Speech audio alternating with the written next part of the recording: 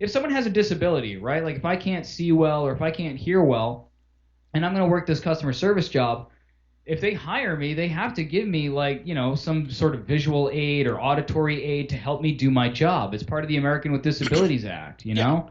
If you this may not be a disability per se, but you are otherwise capable of doing your job. Why can't they meet you halfway to help you do your job better and to make sure that it's a success for both you and them? Like what's the fucking problem? I don't get it. Yeah, and here's the thing too, man. Like the way that they would judge calls, like they have a team of people like listening to the like 4 service calls, like per day for you, like not like per day, but like for a week for you. Like they'll take your calls from like the previous week, listen to like 4 of them, and then they just grade you on that. Mhm. And I'm like, all right, great. So if they get like 3 calls where the customer is fucking absolutely bullshit, and I'm doing everything I can, I'm still gonna get marked points for that because fuck it, the customer's pissed off. I don't sound empathetic enough. Like that's fucking bullshit. Mhm. I even like tried applying for a job there because I was like, look, I'd love to get paid to be a judgmental prick. Fuck yeah, sign me up. Why But not? but Because yeah, you're right. Some of the metrics and shit that they use, like we have, certain greetings and things like we're supposed to say at the end, but like especially at the end of a call, there are some people who just like because sometimes our shit takes a long time to get through, and it's part of that is because the systems that we use are just fucking slow and it's obnoxious. So that's an issue in and of itself. But again, you tell them this and they don't care. You can communicate with them up and down, but they will not communicate back to you because they don't fucking have the time or they just don't care, which is great. I even sent an email about like, hey, your communication sucks, and they sent something back that was like, we should talk because we think we've been doing a lot to improve this and that and the other thing. And I had a list, a dated list. I sent this email on 7/21. I sent this email on this date, and I've never gotten a response back. And I had like a list of like the dozen emails dating back to like 3 to 5 months ago, where I was like, this shit has not been addressed. I haven't even gotten a response. And they're like, and they didn't have anything to say to that. But then like they didn't like how my email was worded. So then what do I get? A few days after that, or we get these emails about how to word your emails better to make sure that you're getting the right message. And I'm like, motherfucker, if this is directed at me, fuck you. Like, you little passive aggressive little fucking assholes. yeah, But like, because you don't care. Obviously, you don't care about what I'm saying because I'm saying your communication sucks, and you're telling me we didn't like your email.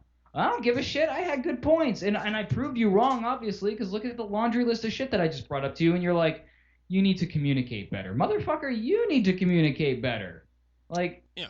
they just don't care though. They just don't care. No, they really don't. And here's the thing too. Like they would always like pat themselves on the back and like, oh, we're doing such a great job. Look at how many people signed up for our Yeah. service. And it's like, okay, that's great, but what are we doing about this? Right. And well, we'll get to it. Like, It's oh, like, but well, what I was saying is like with the metrics, like if you don't have like I was saying, some people just want to get off the phone, right? So we don't have time for this. All right, well, thank you for calling and have a great day. And like some people are just like, yeah, they've got their confirmation number, whatever it is that you're trying to give them at the end of the call. The little tie up at the end. They've got what they need. They just want to say goodbye and leave. I shouldn't have to be like, all right, thank you for calling and have like I get the have a great day. Like I always end a call with, all right, have a great rest of your day or whatever. But yeah, I don't always say, hey, thank you for calling because some people are just in a rush and they don't want to, yeah. you know? Like I even brought that up to a supervisor one time because the ending for the service call was essentially you had to say thank you very much for choosing us. I hope you're totally satisfied with your situation. If there's anything else we can help out with, just keep going and going and going and going. And there were so many people that were just like, yep, okay, yep, okay, bye, yep, bye. Yeah. So I brought that up to a Seriously. supervisor. I'm like, do we really need all of this shit? Yeah, it makes the call so much more awkward to have to throw that in there because it's unnatural. Like Yeah, each call should be judged on its own thing, right? yeah, Because like it kind of depends what the situation is. If I get someone who I know is not a customer, like because we deal with calls that aren't just customers, we might get someone in the field or whatever calling in, and if I get that call, I shouldn't have to do my customer greeting of like, hey, thank you for calling company, blah, blah, blah, have a great day, blah, like all that fucking shit. I should be able to just be like, customer service, how can I help you? But they want you to do the full greeting for every call. It's like, motherfucker, it should be a case by case thing. Like, why yeah, are we so like focused on metrics that don't actually mean it? You like Their problem is they think metrics mean good customer service. No. Good customer service is doing your job well and efficiently and ensuring that you're listening to the customer and doing what the customer needs and wants to the best of your ability. Because obviously, again, we talked about, like, you can't change policies. There's some things, like, you can't do. No. But, like, being that middleman to be like, here's what I can do for you, here's what we can't do. But, like, if you're doing that to the best of your ability and you're being cordial and you're hitting most of those bullet points, what's the problem? You know, if you're not telling customers to go fuck themselves, what's the issue, man? Yeah. So, like, two things here as well, man. Like, so the first one, like, they changed the way that they would grade us. They essentially gave us, like, a checklist of, like, things like you have to hit. And it was broken up into 2 segments. So the first one had, like, 19 things. And if you got, they said, here's how we grade this. If you get, you know, if you do 0 to, 14 of these things, then you just get 0 points. If you do 15 through 19 of them, then, you know, you get, like, 15 points or something like that. You don't get, like, the number of, like, check-offs, like, that. You don't get that number. It's like, even if you do, like, 11 things on that first part, we're going to grade you 0 for that because you're not hitting everything. That's ridiculous. It is fucking ridiculous. I still have that paper somewhere around here. I wish I fucking had it with me, but no, so getting back to the, like when I was saying the supervisor was like, oh, you know, the higher-ups are going to get together, they're going to do this and whatnot, blah, blah, blah, blah, blah. The next meeting that we had got pushed back because we got fucking busy at the call center, which fucking surprise, surprise. So the next one that we had was about 2 months later. You know, she ends her meeting. She's like, you know, does anybody have any anything else that they'd like to ask about or anything they want to bring up? I was like, yeah, what about this thing that you were talking about 2 months ago? Is there an update on that? She goes, wait, what are you talking about? Like, she had no fucking idea or recollection of it. Oh, man. Thankfully, somebody on my team who I'm still, like, tight enough with, like, I still, like, shoot him text message every now and then.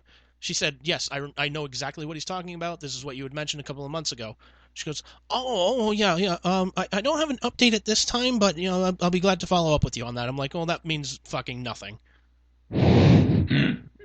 Pretty much, yeah. That means just shutting fucking you up nothing. so that she can move on with her day. Yeah. So when I did follow up with her on that during kind of like a what they called a coaching session where they would bring you in and just be like, all right, so this is how you're doing, this is where you're fucking up, blah, blah, blah. I said, you know, is there an update for this? Like, we had talked about this. This was maybe like a month later.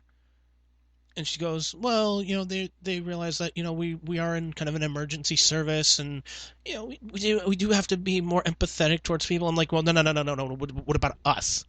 Like, what about us, the employees? How much, like, I'm not asking for, like, hey, what's the line that, you know, the customer can cross before I can hang up on them? I'm just saying, like, what are we doing? Yeah. And she had no answer for it. Man. I'm just like, man, I gotta get the fuck out of here. But I also found that fucking quote-unquote disciplinary counseling notice that I was given. Oh, shit. Oh, the yeah. one you got written up? Oh, yeah. Yep, so I got it right here. So what were you written up for? Here, I can actually read it for you. Okay, so... And now, story time with Andy. And now, here's a story of bullshit. So, let's see. It says, on March 2nd, 2020, I received a complaint about Andrew and his behavior while he was speaking to members on the phone. It was reported that Andrew was swearing loudly and slamming his headset on the desk. When I spoke to Andrew, he stated the members were on mute. Based on the general guidelines for behavior at work, blank considers loud, boisterous, disruptive behavior and the use of profanity or abusive language towards a member or a coworker to be unacceptable. This behavior interferes with or delays the work of others. Over the next 2 weeks, Andrew will be scheduled to complete the online class, quote, How to Manage Your Emotions. After he takes this class, we will meet to review his learnings and how he can implement changes in his behavior. Another incident of unprofessional, disruptive behavior will result in further disciplinary action up to and including termination of employment. You know what the funny part is about that? Yeah, they always put that in there. Yeah. You know what the fucking funny part about that is, though? That happened in March. Never did that fucking class. Really? Never did that class because Holy shit! well, because it was like what, a couple of weeks later, like with the whole fucking pandemic thing, where they pretty much just said like, okay, everybody's gonna be working home. We're gonna take care of this here. And like I hadn't been in the office like since then. Oh man. They never signed me up for the class or anything like that. So I was just like, all right, cool. I guess we're moving past this. Oh man, that's awesome. Oh man. Came back to bite him in the ass. Good. Yeah, good. But fuck them. Yeah, I just. But hey, we can end this on an up note because, well, you're out of that shit now. Yes, I am. Yes, I am. Amen. Hallelujah. Yeah. Oh, so actually, we can keep going, dude. Oh no. So here's the thing. So I had sent somebody in human resources my letter of resignation and whatnot, and I didn't hear back from them for almost a week. Damn. Which just shows how shit their fucking communication there is. So you gave them what, like a 2-week notice, I would assume? Yeah, it was a standard. little less than 2 weeks, but I was just like, you know what, here, I'm leaving, end of the month, blah, blah, blah. Mm-hmm.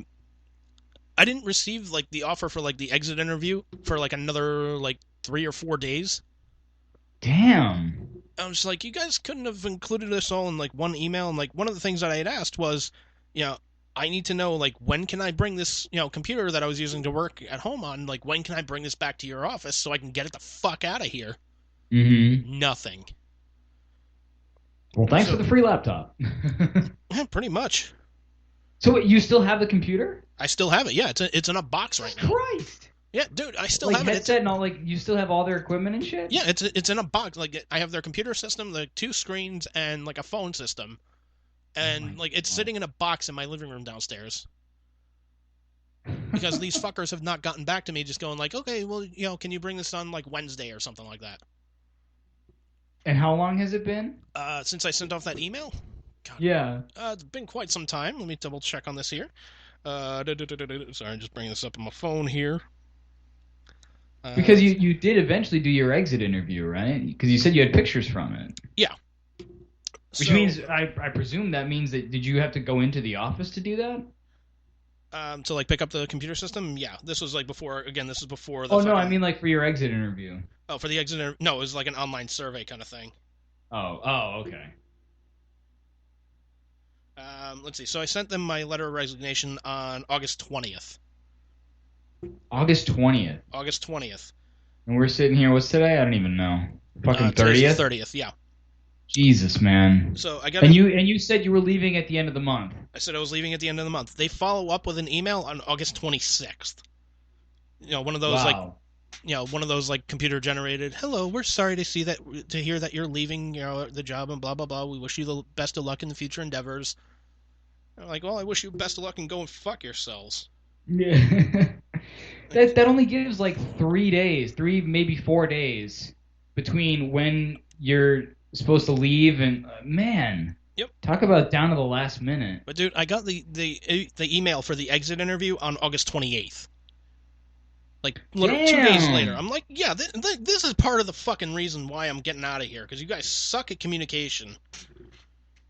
That's insane. Because your last day, I would assume, is Monday, right? If you're leaving at the end of the month. Yeah. So after Monday, then what? You're gonna have their shit and that's it. Like that's it. Like I'll follow. They're gonna have to, I guess, eventually arrange for you to bring it back. But yeah, it's like, well, look, I sent this in an email. You guys haven't fucking responded. Like your communication sucks. Like you guys are fucking terrible at this. Like yeah, and you're a big company, blah blah blah. But you know what, man? Like fucking get better at this. No kidding. You can't get better if somebody points out your flaws and you do nothing about it. Right. But again, the problem is it's too easy for them to do nothing about it. Something needs to be done to make these corporations or these companies be accountable to their employees. Because again, at the end of the day, there's so many people that you're just expendable. You're just a number. They don't need you. They have other people. Yeah. Yeah.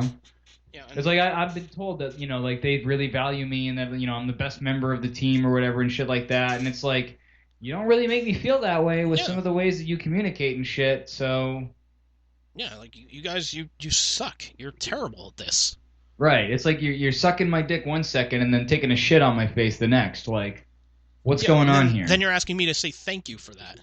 Right, right. And it's like, and then I'm left here like with a big old mess and wondering what the hell I'm supposed to be thinking and feeling.